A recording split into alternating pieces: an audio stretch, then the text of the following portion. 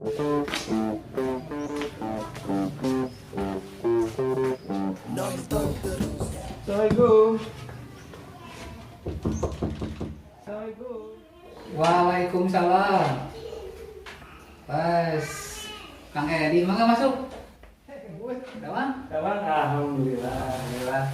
Mangga duduk. Aduh, panas bungkut. Oh iya, Macet lagi di jalan. pastinya Kang Edi. Untung masih bisa. Silakan Kang Edi. Gimana nih kabarnya nih kamu? Alhamdulillah Kang Edi. Selamat. Dunia terbitan gimana? Lancar? Ya alhamdulillah sedikit-sedikit lah mulai naik gitu. Jadi Alhamdulillah. Jadi yang itu kamu apa? Yang terkait cover dulu kan kita pernah ngobrol. oh iya. Pembahasan tentang cover gimana kira-kira apa sudah siap kita mulai diskusi? Oh bisa. Silakan mangga kayu. Oke teman-teman, selamat berjumpa lagi di Adilai Channel. Kali ini saya bersama dengan seorang narasumber, Kang Puput. Beliau adalah seorang desainer cover yang menggarap tentang cover buku dari mulai buku anak dan lain-lainnya. Kita langsung aja berbincang-bincang soal cover. Jangan kemana-mana, hanya di Adilai Channel. Oke, Kang Puput, saya punya beberapa hasil dari rumah sih, saya otak-atik ada beberapa pertanyaan. Ini juga sekaligus mewakili teman-teman yang mungkin mau terjun di bidang cover buku. Kira-kira menurut Kang Puput apa saja unsur yang ada dalam cover, itu mulai dari front cover atau bagian depan cover sampai bagian belakang buku. Kira-kira unsur apa aja sih yang harus diketahui oleh teman-teman? Pertama mungkin cover itu, definisi cover itu ialah untuk melindungi buku, dan mungkin di situ ada paparan yang lebih detail. Tapi intinya secara umum cover itu adalah melindungi. Nah ini kaitannya dengan buku, tentunya untuk melindungi isi buku. Mungkin tadi ada pertanyaan, apa sih unsur-unsurnya ya? Unsur-unsurnya baik di depan atau di belakang cover itu apa aja? Oh iya. Nah mungkin ini yang global aja ya. Iya, biar teman-teman pada paham semuanya ya. Di cover itu terdiri dari 3 bagian, Kang Edi. 3 bagian ya? Oh berarti Iya. saya salah ya? Saya Iya. di 2 bagian ya? Enggak, itu Oh, iya. itu nggak apa-apa. Oh ya silakan. Yang pertama itu cover bagian depan Ya bagian depan dan bagian belakang, ya. terus bagian punggung Pak Edi. Oh teman-teman maaf, jadi sebenarnya ada 3, bagian depan, bagian belakang, dan yang terakhir yang saya lupa itu bagian punggung. Oke lanjut teman. Nah, ini yang depan itu tentunya yang krusial banget tadi. Disebut krusial maksudnya gimana? Krusial. Jadi kan cover itu harus yang langsung bisa orang baca tuh Pak Edi. Oh iya. Semenarik mungkin. Nah, Iya, itu yang di depan itu harus menarik mungkin nih. Kalau di display orang langsung lihat nih cover bukunya Kang Edi misalnya kan. Oh, iya. Nah, langsung di kejauhan di toko misalnya cover Kang Edi nih yang khas. Nah, gitu kan. Iya. Lalu kan orang yang dekat tuh, dekat lihat, biasanya baca cover depannya dulu. Iya. Terus belakangnya kontennya apa sih, sinopsisnya biasanya kan gitu kan. Iya. Nah, di situ sinopsisnya menarik mungkin apa kontennya. Nah ini terus yang Unsur-unsurnya tadi yang di depan itu ada apa aja? yang depan. Kalau depan sih yang umumnya tentunya bahasa yang menarik, Iya. terus judul menarik, Iya. font juga, Oh. terus ilustrasi. Oh iya.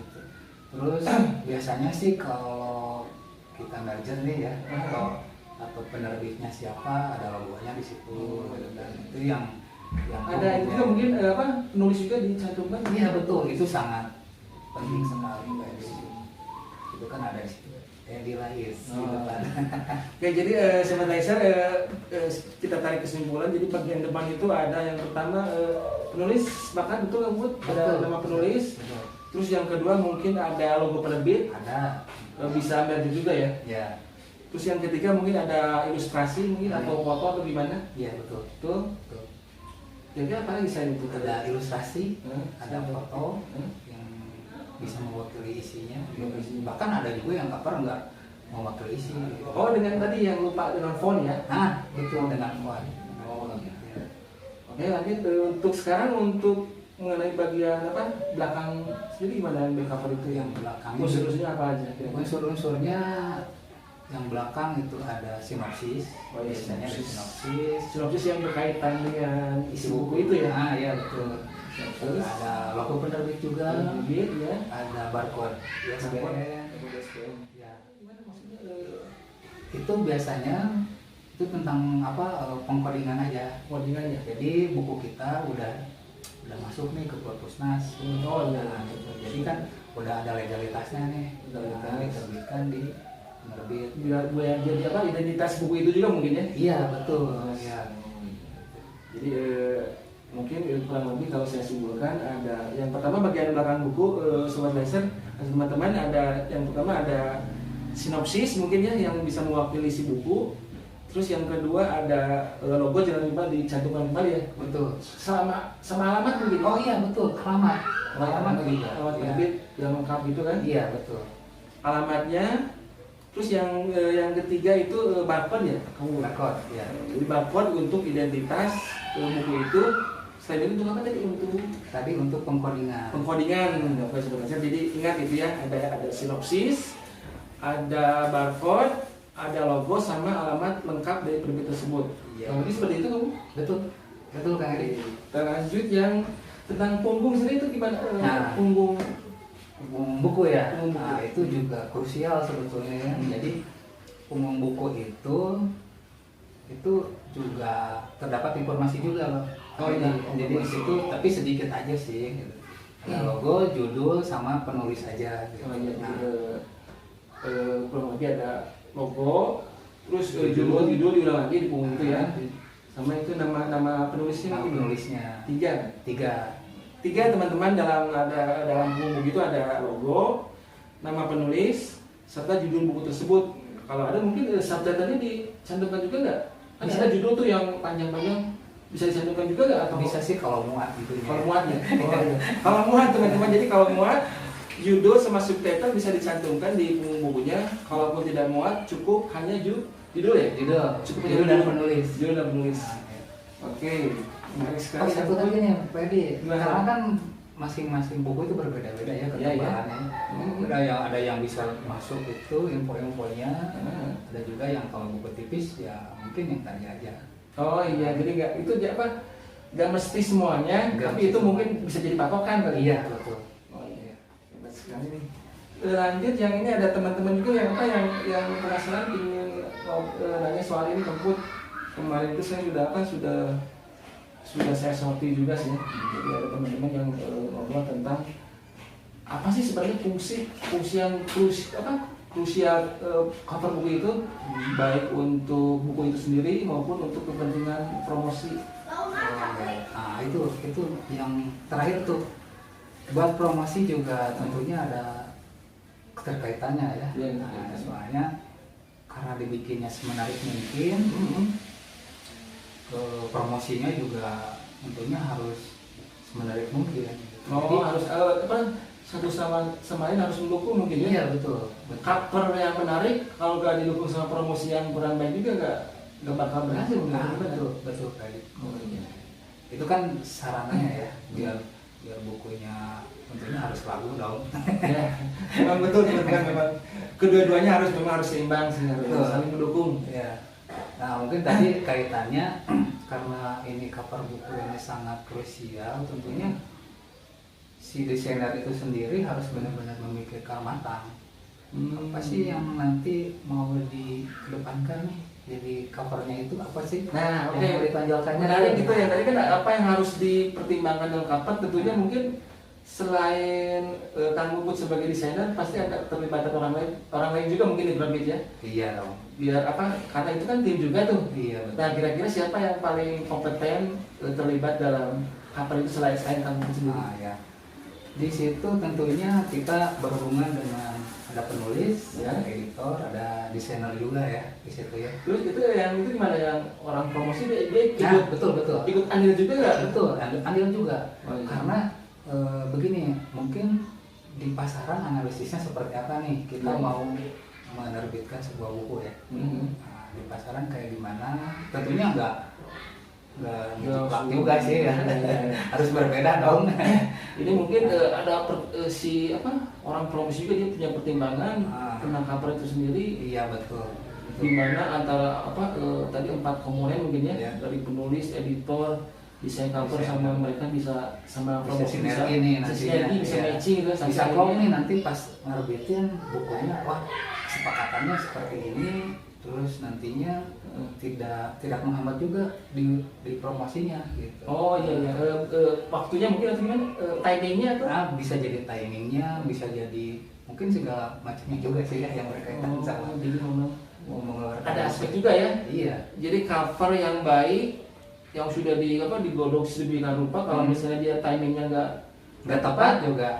kurang berhasil juga ya. Iya betul. nantinya. Iya. Oke teman-teman, menarik sekali itu pembahasan dengan Kang Puput soal tadi fungsi dari cover baik untuk buku itu sendiri maupun untuk kepentingan promosi. Oke, saksikan terus, jangan kemana-mana, tetap di Edilize Channel. Oke, Sobat Laser kembali lagi bersama Edilize Channel. Oke, kita diskusi lagi bersama saya dengan Kang Puput. Oke, Kang Puput, terkait keadaan sekarang nih, sekarang kan lagi pandemi ya, pandemi COVID itu. Nah, gimana sudut pandang seorang Kang Puput sendiri sebagai desainer dikaitkan dengan keadaan sekarang kan banyak yang nganggur juga tuh karena dampaknya salah satunya banyak yang nganggur, terus sektor ekonomi juga jadi turun juga kan. Iya. Nah, kira-kira gimana nih dari sudut pandang seorang desainer Kang Puput sendiri gimana ya? Iya. Nah ini jadi PR besar nih, jadi PR besar seorang desainer sebetulnya ya. Yang tadinya kalau di Sunda mah apa gida-gidi gitu ya. Ya, betul. Nah kalau sekarang Nah, jadi memang kreativitas kita harus lebih gitu ya. lebih ya dibandingnya yang dulu-dulu lah gitu ya. Nah, karena memang untuk wadahnya sendiri kita di luar juga udah banyak ya sebetulnya ya. Udah banyak maksudnya pengembangan atau yang membutuhkan desain itu di luar sangat banyak gitu. Tentunya kita kembali ke dunia digital ya. digital. Nah itu yang mungkin di situ juga kita harus banyak mengeksplor di mana saja yang membutuhkan desain-desain kita supaya ya kita nggak terlalu Nggak terlalu stuck atau gimana? gitu, nggak terus stuck untuk misalnya ini kita mau kerja di mana kan. Oh, Nah, iya. gitu kan. Sekarang kan lagi ya Kang Edi juga tahu lah ya, banyak yang dirumahkan gitu. Di rumah kan. Terus memang sektor ekonomi itu pekerjaan juga memang, apalagi yang saya sendiri bahas sebagai freelance memang cukup berat juga memang kondisi sekarang ini. Dan banyak lah, banyak di web. Ada nggak kira-kira tip atau triknya gimana itu untuk mensiasati itu dari kamu sendiri dari kacamata seorang desainer menghadapi ini? Ya kita jangan putus asa. Ya. Pertamanya putus asa, harus lebih semangat tentunya dengan kreativitas yang lebih mantap lagi. Oke teman-teman, dengerin tadi tipsnya untuk menghadapi pandemi sekarang. Seorang desainer tetap harus semangat ya kamu ya. Betul. Kreativitas lebih ditingkatkan lagi mungkin ya. Betul. Terus jangan putus asa. Itu mungkin yang harus harus digaris bawahi itu yang 3 itu ya. Iya. Ingat ya teman-teman, 3 itu garis bawahi. Oke, kemudian ini yang terakhir ini ada pertanyaan juga dari teman-teman juga nih tentang kapal, masih tentang kapal. Maksudnya gimana tentang fisik kapal itu seperti apa sih? Maksudnya jenis-jenis kapalnya kalau dilihat dari fisiknya kan ada yang tebal tuh, ada yang tipis. Gimana itu teknis tentang penjilidannya gimana tuh? Oh iya. Lebih ke fisik buku itu sendiri ya, Kang Edi ya. Ya. Di sini. Kalau ininya kan yang biasa ya, yang cover yang tipis ya. Terus saya nggak ada ini ya yang hard covernya ya. Nah ini contoh aja ini ya, ini kan atau yang ini juga ya. Nah, ini kan ini yang cover yang tipis, bukan yang hard cover. Iya, tipis itu. Nah ini kan prosesnya tentunya setelah dicetak, Iya. ini di boklem. Oh, ini bukan ya? Ya ini boklem. Di boklem ada juga yang di jahit benang kayak Jahit ini. Ya jahit benang. Ini kamu tadi di bukan, ini kenapa harus dibuka? Karena ini karena sastra karena tipis dulu ya salah satunya karena tipis, tipis terus dari jenis kertasnya Pak Edi. Oh, kertasnya. Nah biasanya kalau yang untuk di boklem itu yang tipis karena takutnya ini kalau dibuka ini nggak kuat ini. Nah biasanya kalau yang di jahit benang ini yang art paper yang gramasinya lumayan tebal. Oh, Lumayan tebal gitu. Ini untuk buku itu sendiri kamu jangan apa yang tebal itu gimana tuh yang? Nah Ini apa nih prosesnya kayak gini? ini di boklem sama. Bukan juga. Nah, di boklem ini tebal tapi kertasnya tipis. Oh, Ini kertasnya tipis. ada jahit benangnya juga itu atau buku yang aja? Ini nah ini tandanya kalau di sini ada bergelombang itu biasanya suka ada jahit, tapi kalau di sini ini rata ya teman-teman. Nah ini kalau Rata ini langsung di apa Blok lain. di boklem. Iya betul.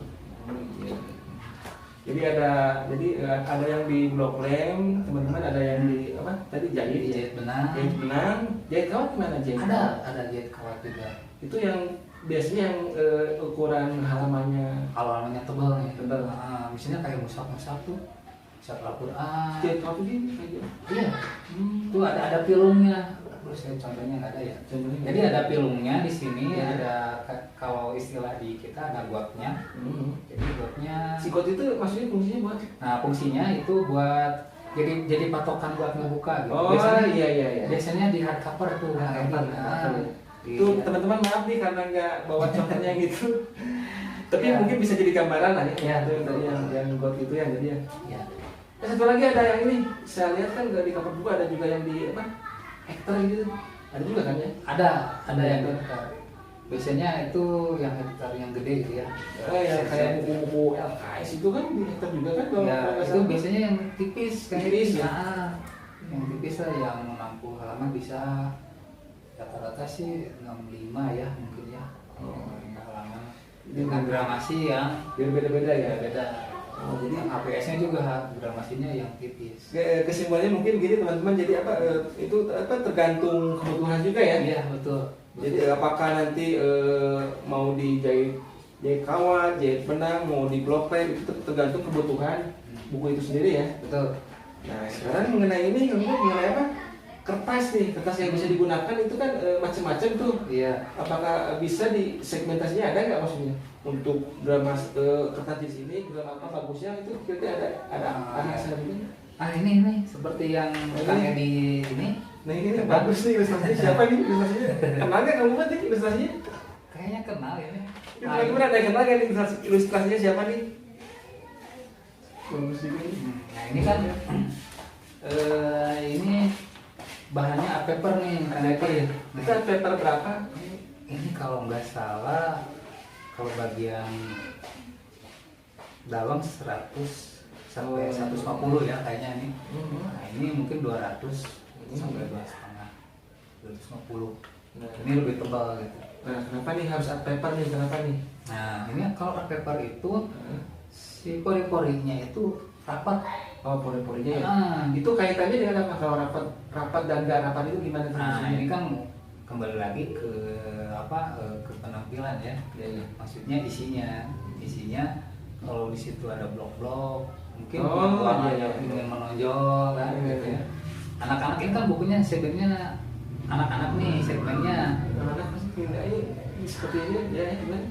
Nah, ini kan harus warna-warnanya harus cerah-cerah. Cerah. Nah, ini di art paper ini sangat membantu. Oh ya sangat membantu juga ya biar warnanya muncul juga ya. Betul. Kalau misalnya ini gambar seperti ini teman-teman bisa dicetak dalam kertas yang biasa mungkin nggak seperti ini nanti hasilnya. Betul. Nggak bakal nembak atau apa. Ya, ini kan warnanya biar muncul, anak-anak kan suka nih warna-warna yang Oh iya, untuk anak yang warna-warni lah, yang cerah-cerah gitu ya. Jadi memang jenis kertas, ya jenis kertas sama gramasi juga mempengaruhi itu ya, segmentasi juga ya. Ya. Nah, ini seperti itu. Nah kan? ini beda nih Pedi. Ini kan ceritanya apa sih ini? Cara mudah menembus wawancara kerja. Ini kan segmentasinya buat dewasa nih, umum. Ini kan Gak ada ilustrasi juga kan itu ya? ada, Oh, ini ada. Cuman kan sedikit ya. Nah, ini kan 2 tun nih, 2 tun. 2 tun nggak harus dengan ilustrasi yang bagus. 2 tun itu apa sih teman-teman? Nah, 2 tun itu artinya 2 warna. 2 tun jadi 2 warna teman-teman. Artinya dia warna apa yang dipakai itu? Ya itu tergantung nanti pemilihan warnanya. Kalau ini kan 2 tunnya ini oranye. Oranye, oh iya. Ini oranye. Biasanya ada yang biru, terus ada hijau yang juga ya? hijau, hitam biasanya gitu. Ini tergantung warna dasarnya yang dipakai apa. Nah kenapa tadi ini nggak pakai kertas paper karena segmentasinya ya, ya, ini ya, ini kan di HPS nih, di HPS. Jadi ini kan segmentasinya buat umum bukan buat anak-anak kan. Jadi di HPS sendiri ini udah cukup ya? Cukup. Udah cukup. Jadi kesimpulannya teman-teman jadi apa mengenai jenis kertas, terus gramasi itu ikut mempengaruhi tentang arah atau segmen untuk siapa itu buku itu dibuat, apakah untuk anak-anak, segmen untuk umum itu bisa mempengaruhi ya. Satu lagi karena pertimbangan tentunya pertimbangan biaya juga ya. Ini ujung-ujungnya nih biaya dan ujung-ujungnya biaya ongkos produksi dan tentunya nanti harga. Harga jual ke pasar. Nah itu tadi kita sempat berbicara ke promosi ya. Promosi nih. Nanti kan promosi mau ngejualnya berapa nih? Nah, balik lagi nih nanti. Ini dengan bahan apa aja yang dengan harga sedemikian, harganya seperti apa? Kertasnya seperti apa? Nah, itu juga mempengaruhi faktor dari penjualan juga. Jadi satu lagi itu faktor untuk indikasinya buat ini juga ya. Nanti harga jual berapa? Nah, itu mempengaruhi jenis kertas yang dipakai sama gramasi yang dipakai, mungkin itu ya. Betul. Oke, mungkin kayaknya pingin ngobrol banyak sebenarnya tentang cover. Mungkin nanti bisa di sesi kedua mungkin ya. Oke teman-teman, mungkin sekian dulu obrolan saya dengan Kak Puput tentang cover. Insya Allah mungkin minggu depan mungkin ya kita akan ngobrol lagi kemudian. Siap. Yang lebih dalam lagi tentang cover. Jadi buat teman-teman yang khususnya teman-teman yang mau misalnya terjun di bidang cover, teman-teman jangan sungkan lihat di channel ini. Dan kalau bisa teman-teman yang punya konsultasi bisa langsung melalui Kang Puput. Puput, makasih ya. Siap. Ditunggu nanti minggu depan ya. Siap.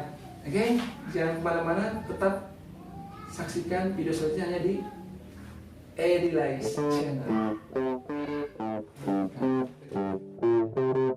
Nonton terus YouTube Edilais Channel.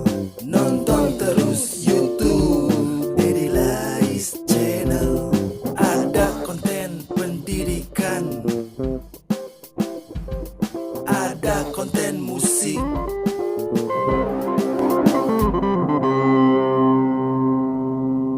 Nonton terus YouTube Edilais Channel. Nonton terus YouTube Edilais Channel. Jangan lupa di like, jangan lupa subscribe, jangan lupa di share, jangan lupa di komen.